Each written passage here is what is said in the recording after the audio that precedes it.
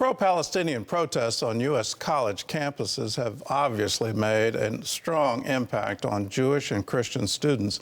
Recently, some of them visited Israel to see firsthand the devastation of the Hamas attacks and the ongoing war. CBN's Julie Stahl spoke with them about their visit and the inspiration it gave them to keep standing for Israel. These students have felt the weight of facing pro-Palestinian protesters and anti-Semitism on their campuses while advocating for Israel. I'm not going to pretend it's easy. It's a lot tougher than I would like it to be. The students met with Knesset member Danny Danon, who was recently approved as Israel's ambassador to the United Nations. Danon pledged solidarity with the students. We are at war here in Israel fighting Hamas and Hezbollah, but also those brave students are at war on the campuses in North America. Michael Eglash says these students needed to have a personal experience here to help in their work back home on campus. Not too long after October 7th, we saw that there was a tremendous need to bring student leaders, pro-Israel student leaders, both Jewish and non-Jewish, to Israel to see firsthand the terrible atrocities and to bear witness to what happened. Eglash says now they will be better prepared for their mission to take action for Israel. We're giving the tools and the techniques and the content and the knowledge, plus the strategies and the confidence and resilience to go back and stand up for Israel on campus. The students visited hard-hit sites from October 7th near Gaza, including Kibbutz Nir Oz, the Nova Music Festival site, and Sderot. To actually be there, where these things were happening, where people were being killed, where people were being raped, to see the houses of little kids, toys spewed all about, half broken, is horrifying. Because it makes you just realize that this isn't an obscure thing. Like it's in the process of the protests and everything that's going on and all the excitement, you can start to forget what this is actually about.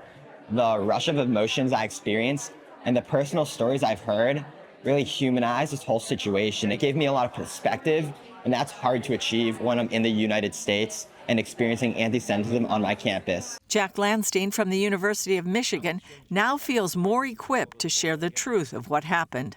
These stories have to be shared because people understand personal interactions. I've watched, documentaries, I've watched, really graphic videos, but there's something different about being here in person. For me, the Nova Festival site was the most painful experience, I think, because it's the one with which I'm able to connect the most, because a lot of these people are, relatively near my age.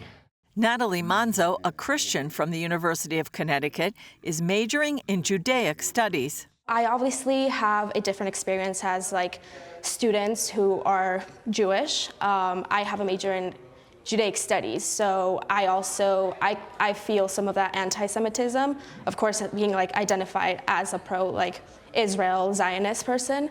Natalie felt most impressed by the unity she saw among Israelis and wants to use her experience here to encourage others to take action. I feel like there's a lot of people out there who, like me, had no previous knowledge about Jewish history, and I want to be a vessel for information to these people. Joshua Shane from Columbia University says Christian support for the Jewish people and Israel is vital. I'm absolutely grateful for all the support that I have received from Jews and non-Jews alike, especially from Columbia's Christian community, by the way. Danon advised the students. I told them not to have any fear.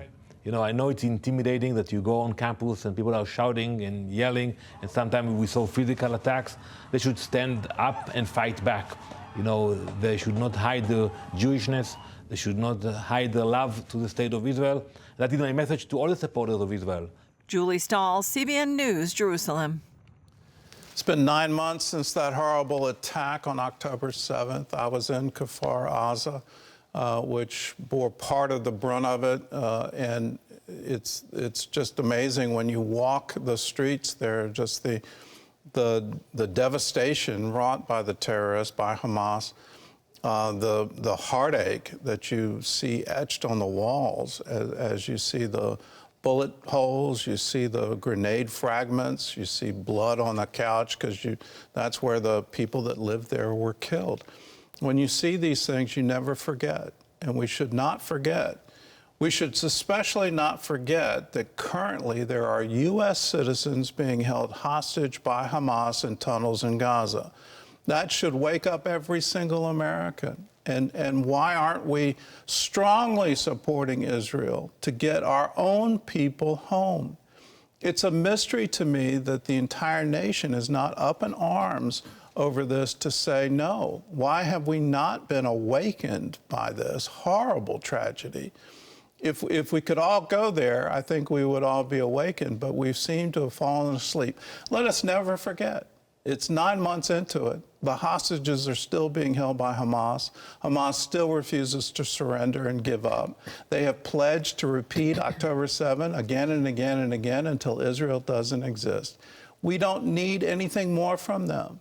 We should say, until you unconditionally surrender, we will be at war with you because you are at war with us. Let us remember it's our own citizens who are being held hostage.